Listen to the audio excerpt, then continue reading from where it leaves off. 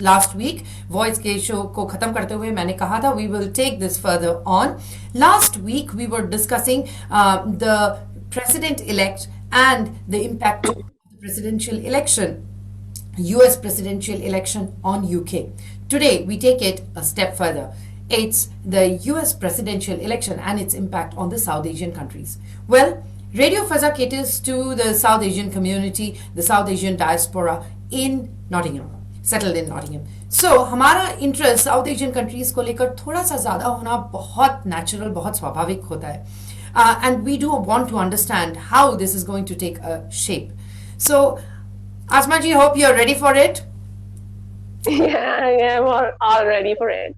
Okay. With Great. She's an analyst who has been talking about these matters for long. She has addressed different platforms, bigger platforms, great political platforms possibly, and also have been speaking to masses. तो आपको समझ में आ रहा होगा कि जो masses होते हैं उनके सवाल, उनके समझने की कोशिश बिल्कुल अलग होती है, rather than being extremely trying to understand diplomacy in diplomatic words. The layman wants to understand हम पर या हमारे देश पर क्या इम्पैक्ट पड़ने वाला है, या हमारे जो द काइंड ऑफ डेवलपमेंट हम देख रहे हैं उस तरफ, और पूरी दुनिया में जो साउथ एशियन कंट्रीज का जितना भी असर हो रहा है, उनके अपने डेवलपमेंट का असर दूसरे देशों पर भी पड़ता है. So what kind of impact are we going to see when the new president, the now president-elect of US, Joe Biden, will come to his seat, will take on the power? That is my first question. Now, सबसे बड़ी interesting बात ये है कि इस बीच में last week जब हमने शो किया तब तक ये tug of war चल रहा था. We knew Joe Biden has won the election, but Trump did not accept it as he should have. So it was because we were doing a show on the 12th, and it was on the 14th when the final decision was, kind of vibrated out into the world, communicated out into the world officially that yes, this is the status and there is no change whatsoever. How did you what's your take on that? How did you find it? Actually, there are two things. I have always considered Trump to be he's like a showman. He has his persona is like from like a superstar, and he has been a chronic winner. When you're a chronic winner, there is a drawback to it that you become a sore loser. He has never seen defeat in his life. He wanted to take over his father's business. He did that. Then he wanted to have a career in media. He did that. Then he wanted to have something to do with wrestling. He did that everywhere, and then he became the president of United States. He is a chronic winner. For a person like that, accepting a defeat was obviously it was not easy for him. It was not coming naturally. So that is what actually created the whole hype. But the system there are so smooth and they are so naturally shifting from one to another that this matter will be resolved quite easily. At the moment, still there are some sparks here and there from Trump, but still it is obvious that Joe Biden is going to occupy the White House and the Oval Room, and that's how the things will go from there on. Yes. Your other question was about how it will impact South Asian countries. Yes. Actually, Trump's political approach was very aggressive. He created a hype almost about everything. Joe Biden, on the other hand, will be more inclined towards engagement. And when we talk about engagement with China, that is a breathing space for the whole South Asian countries. Because we are stuck. Actually, these countries are stuck in between the clash of titans. It is very difficult for even to breathe sometime in these circumstances. Even if you take India has potential, and India has a very bright future, but still his its alliance with America is costing him some consequences at the moment. Mm, So that breathing space the whole region will get. mm, Pakistan will get, because Pakistan inclination towards China, and then China confronting America, that is suffocating Pakistan as well. Then mm. India's alliance with America and confronting with China, the whole jigsaw puzzle is gonna pacify a bit. This is what Joe Biden's past uh, uh, approach shows. But Yes. again, I always say that in US, it is not the person who counts; it is the state policy. There won't be much difference. China will be on their prime agenda even now. But how they handle China or how they tackle China, that will change. That may change, yes. It will change with the persona. But the policies, I don't think they will make much of a difference. So your take is that whoever sits on the seat of the president of America, it is the policy of the country and the policies that intervene into the relationships of different countries of the world with that of America are going to be as they are. They will continue to be the same, maybe take a little different shape and style of showcasing. Hmm, hmm, Wonderful. So that's clearly understood by us. Now, I really literally want to break the whole of South Asia into different countries and what's happening in each hmm, country. And what do you understand of that? What are we going to see in the future? What can we predict? Everything that we are discussing is a prediction. There is nothing like this is going to happen or not going to happen. To my listeners, you do understand that a new president, obviously, as Asmaji has said, that US has its own policies, and every president will take on those policies and make something of it, and present it to the world or negotiate with other countries pertaining to those policies, I believe, hmm, hmm. keeping those policies Exactly. uh, uh, Exactly. on top of the list. Now, how well negotiators they are, or what their team will advise or suggest, or what the other country behaves like, will make a difference to the rest of the world. We will get to see that. So let's Yeah. come to one of the very crucial points in South Asia at the minute, and it is Afghanistan. Just before retiring from his position, Trump, well, I am using the word retiring because, well, we know how it, I mean, can't use it as a word. I would rather retire him from his position now. Okay. Forget the fun of it. The thing is, he did go on to sign a deal with the Taliban in Afghanistan. And quote unquote, I would say there's the US signed a peace deal with the Taliban in the final years of Donald Trump's presidency. And that peace deal has paved the way for the withdrawal of the American troop from Afghanistan, which, to, for example, my last week's analyst and my guest on the show was saying that, I quote him again, that it is not going to be easy. It's not a circus that you put it up and you take it out of that place in or in weeks or months. So it is unnatural to imagine that even if Donald Trump said it, it would be done that easily. Hmm, But I hmm. want your take on it. I mean, do you really believe US is going to take back all their troops from Afghanistan? Is it so peaceful? How whatever peace deal they might have, signed? Do you think the condition in Afghanistan is at a at a position where the troops can be completely taken back home and everything will be fine from then on? Actually, there was a disagreement between Trump administration and Pentagon from the very beginning. Trump wanted to pull out its army, and just like that. But the Pentagon wanted their strategic interests to be intact. See, in 1980s, when it happened, when Russia pulled out, and when Russia was defeated and America pulled out like that, it was a total chaos in Afghanistan, and Hmm. which had consequences again. Then this time, America don't want to pull out as such. They want to have the strategic interest intact. Then they want other parties to join in and help maintain the peace there in alliance with Taliban, because Taliban is a political reality. They are no more roadside militia.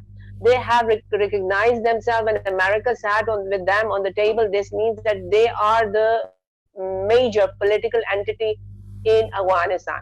So this has to be a combined effort from the U.S., the Taliban, and the rest of the world to make sure that this region that has been lagging behind the pace of the world at the moment, it paces up and reach where the other where the world is leading at the moment. So that disagreement was there from the very beginning. US will pull out their soldiers. It will the military presence there will be minimized, but the strategic interest somehow will be kept there. This was basically the bone of contention between Pentagon and Trump, which dragged this issue for so long. But now, when Joe Biden is in the office, he's very close with Pentagon. He's like one of the main minds behind U.S. foreign policy. He's been a part of it for the last 30 years. So he is very close, and his thinking pattern is very aligned with the U.S. state policies, or with Pentagon, if you put it that way. So now the strategic interest, somehow we'll see how it unfolds, but that will be kept in Afghanistan. It would not be a total evacuation. And again, the political entity, the main political entity from Afghanistan will be Taliban. It will be between Taliban and US, and that is how it's going to be. They have like shown a little bit of flexibility to accommodate the Afghan government in it, the present Afghan government in it, but their presence in Afghanistan is almost negligible. Okay. So this is how the things will fold. But again, Joe Biden's approach is about engagement. He will be engaging again with Taliban, but keeping his interest on the table as well. Okay, great. Taking it from Afghanistan to now crossing borders into Pakistan. Let's talk about that. Now, that's quite, again, there are quite a few questions coming up at the minute regarding Pakistan's relationship with Afghanistan and its relationship with China, and how that is going to affect its relationship with US, in spite of US, investing billions on its civil development and on other causes. So, what do you understand of that? How will Joe Biden presidency impact, or what will his take be? What can you assume his take will be with Pakistan then? Joe Biden has a little bit of inclination towards Pakistan since very beginning. He has been rewarded a high civil award in Pakistan as well. With that, there's one in which Carrie Local bill, in which a huge investment came to Pakistan. He was behind that Carrie Local bill as well. He has an inclination. There have been events where he's been inclined on the other side, but he keeps a very generous balance between the different countries, because Pakistan and India are mostly they are like confronting countries. So it is either you choose this or that. But Joe Biden has always kept a little a balance between both. So in that way, we can assume, we can hope that things will be more flexible and inclined towards Pakistan. See, what Pakistan actually, Pakistan's survival and Pakistan's future has been tied up with the opportunity that China has been providing to us. Actually, we need to explore those opportunities to actualize our full potential as a country that we have not done till yet. but at the same time having our interest with China, we need to have a balanced relationship with America as well. It does not mean that we go out and confront America. This is Yeah. now how it should be. This is now how same countries of the world are. So Hmm. we need to develop a very delicate balance between China and America. And with Joe Biden and his engagement policy, like he wants to engage with European countries that Trump left in the middle. Then he wants to engage with Iran. Then he wants to engage with China.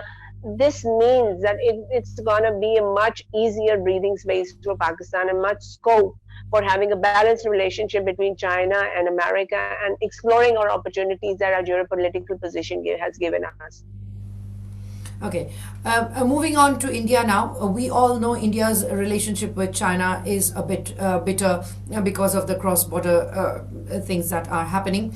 And Donald Trump has been a good ally. He has been a very positive influence and in a very good relationship with India.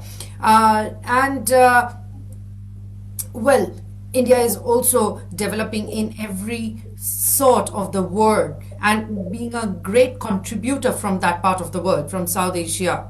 Uh, how do you see Biden reacting to this? Because he has been a vice president for a very long time. What was his reaction then? How do you see him now as he becomes the president? Actually, India has been. It's not only Trump that India has gone close to America. It's like it's been quite a while. Hmm. Even in the Obama's time, the situation, the inclination was is the same. Even if we go back, all this somewhere started with the Clinton's time in office. Hmm. So the relationship between India and America, it has a history. It's not only Trump that has been inclined to India and he was like close to India. No, as you This said at the beginning, he being a showman, it probably showcased a little extra showcase, than yeah, yes. exactly. And again, I will say again that it is in America, the people don't matter, the leaders don't matter. The leaders follow the state policies. State policy won't change. The inclination towards China won't change. But yes, the because China is getting the standoff between China and India, that may pacify because Yeah.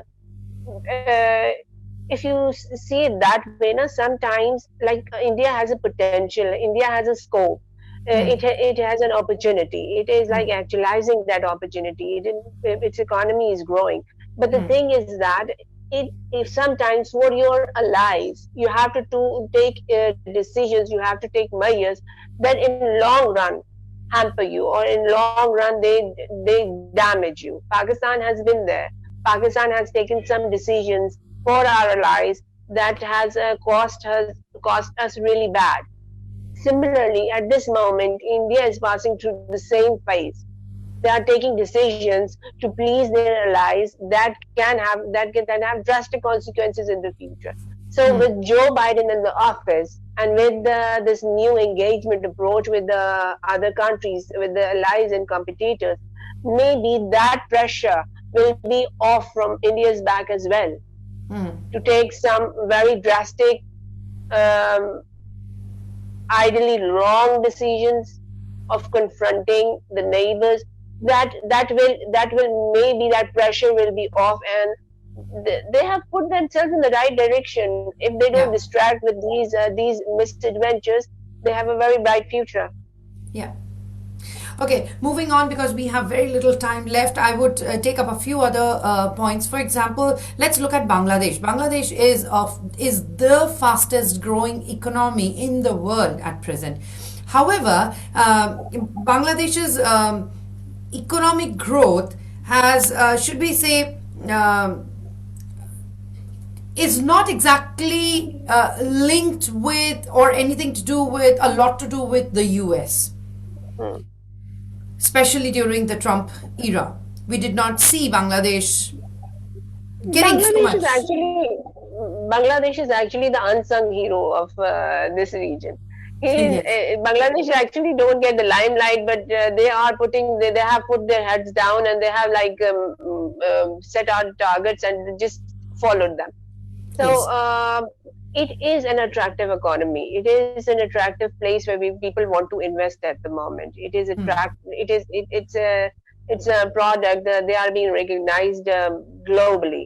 So Yes. It it was a is time when attractive. Bangladesh was being recognized very well before Trump era. It looked like that US was investing its interests in Bangladesh, and then things kind of Hmm, went quite low key hmm. during Trump era. And then, so do you see possibilities of better investments, better interest of US in Yeah, Bangladesh? because the thing is that how effectively you market yourself. Yes. Bangladesh has taken another alternate approach. Like uh, when their GDP and when their uh, uh, foreign direct investment it reached a certain level, they reached out and started lobbying about it. So now we have done it. Give us your investment more. So Hmm. that approach actually is the key of their success. Hmm. Whoever is in office, Bangladesh is an attractive place to invest at the moment because it has one of the highest return of investment that is offered that any country can offer in this region. So Hmm. and not only for America, it is attractive for European countries as well. Even China is investing there. Yes. So everything is going in favor of Bangladesh at the moment, and Bangladesh. when everything is in favor, whoever is in Oval Office, that does not actually directly affect Bangladesh. But yes, actually, like I said before, that sometimes you have to take decisions to please your lives that are not in your favor. Hmm. And we in South Asia, we are so tightly knit countries, they were Hmm. so close that even one spark or one misadventure can have a drastic effect on the whole region. Yes. So Yes. our interests are mutually shared, and our challenges are mutually shared. Hmm. Even Bangladesh, in Nepal, Bhutan, they all have the same problems if something goes wrong in the region. Yes. And this region has been just it has a geopolitical position that like it is again we have again become the golden सोने की चिड़िया जिसको कहते थे ना पहले Hmm. उसी हाँ हाँ रीजन. हाँ. We have again acquired the same position. हमारे पास Yes. we have the communication route that can link almost the whole world. Hmm. तो हमारे we again are in a very challenging uh, position where we have opportunity but Hmm. even bigger challenges to face as a region altogether. आपने बहुत अच्छा कहा कि ये जो सोने की चिड़िया पहले कही जाती थी, आज साउथ एशिया को लेकर बात करने की जरूरत इसलिए है क्योंकि वो फिर से अपना वही स्टेटस रीगेन कर चुका है या कर रहा है एटलीस्ट। Mm, और ये जो सारी कंट्रीज हैं साउथ एशिया में, अगर ये साथ मिलकर चलते हैं तो we can see that it becomes one of the top most interest of the whole world just again. But mm, again US के अगेंस्ट खड़ा हुआ है यहाँ पर चाइना, जो कि मतलब एक दूसरे के ऑपोजिट में खड़े हुए हैं। तो किसका साथ दिया जाए या किसको मतलब बढ़ावा देने से दूसरे का नुकसान हो रहा है, that is a big question for all these countries. अगर हम श्रीलंका के बारे में सोचें तो श्रीलंका में ये जो mm, डेमोक्रेटिक राइट्स को लेकर, ह्यूमन राइट्स को लेकर जो प्रॉब्लम्स हैं, अब ट्रम्प को ले लीजिए। मैं कोट करना चाहती हूँ कि ट्रम्प एडमिनिस्ट्रेशन जो है, Trump administration largely overlooked these issues and even pulled out of the US, out of the mm, UN human rights council in June 2018। तो वो mm, निकल कर आ गए थे, जबकि श्रीलंका में मेन मुद्दा ही ह्यूमन राइट्स को लेकर बनता है। Secondly, if we think about your Bhutan, तो mm, भूटान के बारे में हम अगर कहें तो it is world's only carbon neutral country. mm, लेकिन mm, उस कंट्री को भी बहुत ही ज्यादा क्लाइमेट चेंज का इम्पैक्ट उस पर बहुत ज्यादा हो रहा है। और mm, सोच कर देखें तो ट्रम्प उससे भी बैकआउट कर गए थे। तो ये जो कंट्रीज हैं वहां पर, तो ये लोग बहुत डरे हुए थे कि इससे क्या हो सकता है, मतलब ये तो उनके लिए एक नेगेटिव इम्पैक्ट हो रहा है. Bhutan now जो wants US to come back to the, yeah. the weather policy, accept the weather policies that are being globally designed. Sri Lanka Actually, does want the democratic side to speak for itself. So yeah, there's a lot happening there. Joe Biden का जो अगर if you follow his election campaign, there are two things that he primarily emphasized on. One, climate change, Hmm. and the other is human right. Yes. So these two things that have been neglected by Trump government, they are actually focusing on it, and Hmm. these two things form the foundation of his campaign, electoral campaign, in which he reached out with equality and equal rights and American reliving the American dream, other things attached. But these two things were in his electoral campaign as well. So now these things that the Sri Lanka or Bhutan or many other countries in the world, they have, like, we felt that they have been ignored because America is we cannot deny it. It is sole power, sole Hmm. superpower. And when you are the only superpower and you neglect these kind of issues, then these issues go under the carpet, Yes. and nobody actually start focusing on them. Hmm. So it will be quite a relief for many countries who are passing through, who are experiencing such problems, because there will be an emphasis on these issues with this new government. This is what they have committed, and something that they commit to the people during their election campaign, they cannot actually back off from them. Like Trump promised that he will pull out soldiers from Syria and Afghanistan, and he has put his um, utmost effort to actualize that. But Yeah. unfortunately, it was not done. But he has done all in his capacity to make sure that this happens. So if Joe Biden has promised that he's going to work on these lines, it will be happening. Okay, great. Because we are at the end of the show, there's nothing. There's actually too much to discuss. लेकिन show का वक्त खत्म हो चुका है. तो इस show को खत्म करते हुए आपसे एक आखिरी सवाल मैं करना चाहूंगी, वो ये कि आपको क्या लगता है कि जो बाइडेन की प्रेसिडेंसी में सबसे इम्पोर्टेंट मतलब टेक उनका साउथ एशियन कंट्रीज को लेकर क्या होगा. आपने मुझसे जब ऐसे ही हमारे टेलीफोनिक बातचीत हुई तो आप बता रही थी कि इस बार तेल का मुद्दा और नहीं रहेगा. That is not primary. It will be something different. Can you please usher a bit of light on that. What is going to be the take according to you of the new president of America? देखिए, oil was a commodity, और जिसके लिए बहुत सी wars हुई. America की war economy was based on oil based wars. But now जैसे कि हम देख रहे हैं कि ऑयल की मार्केट ऑलरेडी सरप्लस में है, और ये एक ऐसी इंडस्ट्री है that cannot work on reverse engineering. जब तक ऑयल के कुएं ने ऑयल प्रोड्यूस करना शुरू कर दिया तो वो प्रोड्यूस करता रहेगा. You cannot stop it. अभी जो बाइडेन ने कहा है कि वो ईरान के साथ दोबारा एंगेज करेंगे, और अगर ईरान का भी ऑयल मार्केट में आ जाता है तो ये ऑलरेडी ओवर सैचुरेटेड मार्केट है, ये स्पिल ओवर तक चली जाएगी.